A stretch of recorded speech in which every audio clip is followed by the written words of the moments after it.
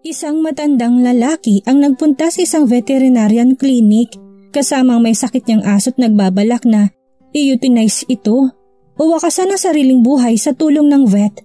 Sa sobrang kalungkutan ay nasa bingit na ito ng pagkawasak. Samantala, isang pangyayaring naganap bago pa man gawin ang kahindik-hindik na proseso kung saan naiwan ng lalaking nanginginig ang buong kalamnan nito.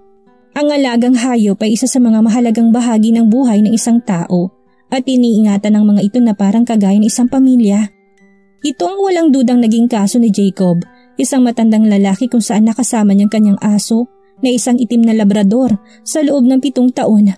Mula nang mamatay ang kanyang asawa, ilang taon na nakakaraan, ay si Buddy ang naging kasakasama ni Jacob kung saan binibigyan siya nito ng kaginhawaan at nagtatanggal ng kanyang kalungkutan.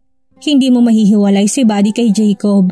Mahal na matanda ang asong ito kahit na walang bumibisita sa matanda at kahit na maging ang pamilya nito hindi siya binibisita pero dati naman ay binibisita sila noong nabubuhay pang kanyang asawa ay hindi niya maramdamang siya ay nag-iisa. Ito ay dahil sa presensya ni Buddy. Ang itim na labrador na ito ay isang kamanghamanghang mapagkukunan ng kaginhawaan dahilan para mabigyan si Jacob ng rason upang bumangon araw-araw. Kahit nasa edad na 91 ay makikitang aktibo pa rin si Jacob at masaya pa rin itong naglalakad-lakad sa labas. Madalas ay nilalabas niya si Buddy upang maglakad-lakad sa kabukiran malapit sa kanyang bahay at nilalagyan ng tali ang leeg ng kanyang itim na aso. Kontento si Buddy na naglalakad ng marahan sa gilid ng kanyang amo at ni minsan na hindi niya ito hinila o hindi kaya naman ay tumakbo. Kapag tinatanggal ni Jacob ang tali ng kanyang aso upang makatakbo ito ng malaya ay hindi gumagala-gala ng malayo. Palagi itong bumabalik kaagad sa kanyang amo na para bang binabantayan niya ito. Sa masasayang araw, si Jacob ay kadalasang umuupo sa parke kung saan madalas silang maupo ng yumao niyang asawa ilang taon nang nakakalipas. Doon ay kinakausap niya si Buddy. Sinasabi ng matandang patungkol sa asawa, ang kanyang nararamdaman at mga plano sa mga susunod na araw habang ang itim na labrador ay bibo namang nakikinig. Kadalasan ay kinikiling ng aso ang kanyang ulo na para bang naintindihan itong bawat salitang binibigkas ng kanyang amo. Isang umaga, nagising si Jacob na makitang wala sa kanyang tabi si Buddy. Kagaya ng dati, ang itim na asong ito'y kadalasang sinusundan ng matanda kapag lumalabas na ito ng kanyang kwarto. Nakaramdam ng pag-alala si Jacob na mapagtantong wala si Buddy doon. Nang maglakad siya sa higaan ng kanyang aso, nakita niya si Buddy nakahiga doon at malungkot ang mga mata. Nang makita ito ni Jacob ay nag-alala ito dahil hindi niya gustong nakikita ang natatangi niyang kaibigan ng ganoon. Makikita sa aso na hindi ito interesadong kumain at maging ang lumabas at maglakad-lakad kahit na iwagwag na ni Jacob ang tali nito. Nag-aalalang matanda sa kalagayan ng aso at nagbabaka sakaling kinabukasan ay ayos ng pakaramdam nito. Pero ilang araw nang nakalipas at si Buddy nasa parehas pa ring kondisyon. Minsan lang itong gumalaw, kumain at uminom ng tubig. Kadalasan ay tulog ang aso at minsan ay umuungol-ungol. Naglagay ng upuan si Jacob sa tabi ni Buddy para doon maupo at basahan ito ng libro upang hindi tumakbo sa kanyang isipan ng pag-aalala sa aso at para na rin makapagbigay ng aliw sa kanyang pinakamamahal na aso. Kinabukasan, matapos nun si Buddy hindi na halos maiangat ang ulo o maibukas sa mga mata nito. Malinaw na kailangan na niyang dalhin sa ospital ang aso upang malaman kung anong kalagayan nito. Nang makadating si Jacob at Buddy sa klinik, nahihirapan ng mga tao doon na kunin ang lalatang aso para ipasok sa loob. Ngunit ginawa pa rin nila ang lahat upang maging komportable ang aso. Sa lahat ng oras, si Buddy nalalatalang at tahimik na umuungol-ungol. Nang makita ng receptionist ang matanda at ang nahihirapan nitong aso ay kaagad itong nagtungo sa matanda upang tulungan itong bitbitin sa vet office kung saan inihiga niya ito sa may lamesa. Nagsimulang magtrabaho ang vet upang eksaminin si Buddy. Pinakinggan itong puso, tiningnan ng mata at dinama ang buong katawan ng aso upang malaman kung ano bang mali na nangyayari dito. Hindi nagtagal, nalaman ng doktor na si Buddy ay mayroong seryosong impeksyon at kailangan itong magamot. Kailangan itong malunasan sa lalong madaling panahon. Ang karamdamang ito'y nagdudulot kay Buddy na sobrang sakit at kung hindi ito magagamot ay kakalat ito sa buong katawan ng aso. Dahilan upang mamatay ito. Parang pinagbaksakan si Jacob ng tone-toneladang semento. Tanging si Buddy na lang ang nag-iisang kasama niya dito sa mundo at sa mga puntong ito, ang aso'y masigit na tunay na kapamilya kaysa sa pamilya niya. Kaya't ang balitang si Buddy ay may malalang sakit ay naging dahilan upang sobrang malungkot ang matanda.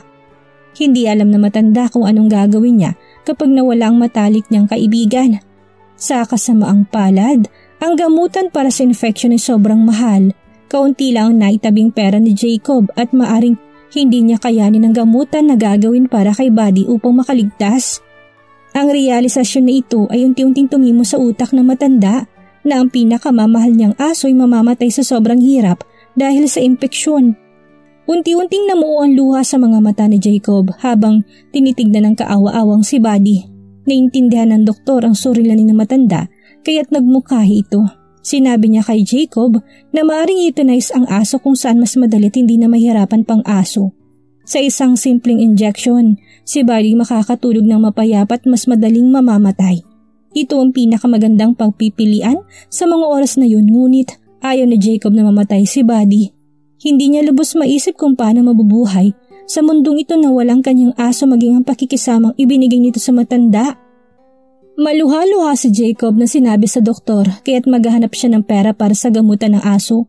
Humugot ito sa kanyang bulsa at nakakuha ng lukot na pera at binaba sa lamesa bilang bayad sa deposito bago nito kinarga si Buddy at umalis sa klinik. Sinabi niya sa doktor na babalik siya sa loob ng 3 araw na dala-dalang perang kailangan ni Buddy. Pero lumipas sa mga araw at hindi nakahanap ng sapat na pera si Jacob. Umaga ng kanilang appointment, tahimik na humihikbi si Jacob habang sinusuot ang damit nito at tinitipon ng maliit na pera na meron siya. Binitbit niya si Buddy at niyakap ito. Humingi ng tawad si Jacob sa kaawa-awang aso dahil hindi niya mailigtas ito habang si Buddy naman ay marahan na umungol na para bang naintindihan kung ano susunod na mangyayari sa kanya.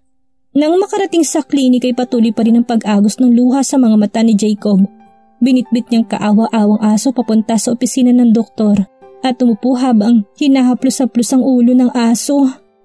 Habang malungkot na nakahiga sa lamesa si Buddy, ay inihanda ng doktor ang injection kung saan ay maya-maya patutulugin ang aso at mamamayapa na ito. Habang papalapit ang doktor ay hindi na mapigil ng matandang pag-iyak nito at tumagulhol ng malakas habang yakap-yakap si Buddy sa huling pagkakataon. Mayroong mahabang pagtigil kung saan walang tunog na naririnig. Pero ang malalim na hikbi ni Jacob at malumanay na ungol ni Buddy na parabang hinihintay na lang nila kung anong mangyayari. Ibinaba ng doktor ang injection at tinignan habang nag-iisip ang aso't ang matanda. Lumakad ito papalapit kay Jacob at lumuhod sa inupuan nitong upuan at inimas-himas ang mga braso nito upang aluin ang matanda. Nakikita niya kung gaano kahalaga ang aso sa matanda kaya't nang dahil dito'y nakabuo siya ng desisyon. Gagawin niya ang gamutan ng aso ng walang bayad. Bata pa si Buddy at marami pang masasayang taon ang kakaharapin nito. Habang si Jacob ay takot at nag-iisa sa mundong ito kaya't kailangan niyang pinakamamahal niyang aso upang tulungan siya. Hindi kinayang maisip ng doktor ang kahirapan ng kanilang mga buhay. Kaya't pinili niyan dapat at ito ay ang magligtas ng buhay kagaya ng isang tunay na doktor. At yun yung ipinangako niya sa matanda. Nang nangako ang doktor ay natuwa si Jacob dahilan upang bigyan niya ito ng mahigpit na yakap. Maging ang doktor ay naluha na mapagtatto kung gaano kahalaga ang gagawin niya sa buhay ng dalawa. Hindi na pinatagal pa kaya't si Buddy inoperahan at nagsimula ang doktor upang tanggalin ang mga pinagmumula ng sakit ng aso. Sa kabutihang palad, nagtagumpay ang doktor sa kanyang operasyon at si Jacob ay nagalak nang malaman niya na si Buddy ay gagaling na at magiging kagaya na ulit ng dati. Ipinakita ni Jacob ang pasasalamat niya sa doktor sa pamamagitan ng walang sawa nitong pasasalamat sa kanya. Nang opera ni Jacob ng bayad ang doktor mula sa mga nakolekta niyang pera bilang pasasalamat ay hindi ito tinanggap ng doktor. Matapos nun ay madalas na niyang binibisita si Jacob at Buddy. Bukod doon ay sinasamahan niya rin ang mga ito sa kanilang paglalakad-lakad dahil sa pagligtas niya sa buhay ni Buddy.